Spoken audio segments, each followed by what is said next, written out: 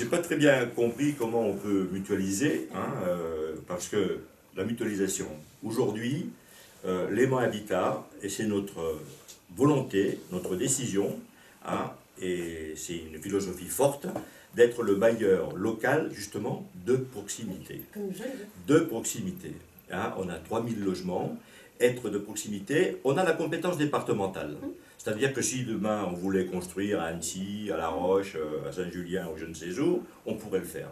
C'est volontairement qu'on ne le fait pas, parce qu'on veut garder cette proximité avec les élus du Chablais, de tout Chablais. On se dit être le bailleur social du Chablais, parce qu'on a, avec les élus du Chablaisien, une proximité très forte, mais aussi avec nos locataires.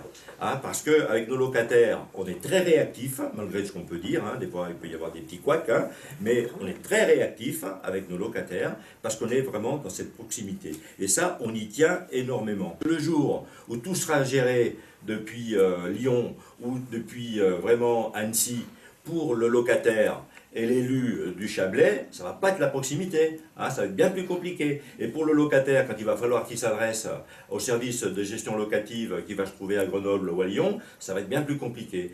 800 bailleurs sociaux à travers la France avec des conditions très très disparates, est-ce que c'est acceptable au regard des 4 millions de personnes mal logées? C'est qu'à un moment donné, il y a un constat, les gens sont mal logés, il y a un constat, il y a énormément de bailleurs de fonds. Est-ce qu'on ne peut pas, en gardant la gestion de proximité, avec des entités qui gardent une dimension humaine, est-ce que l'échelle du Chablais n'est pas une dimension humaine, compte tenu qu'on est dans une zone tendue? Mais comment tu peux faire ça? Explique-moi, parce qu'aujourd'hui, le bailleur social du Chablais, il n'y en a qu'un.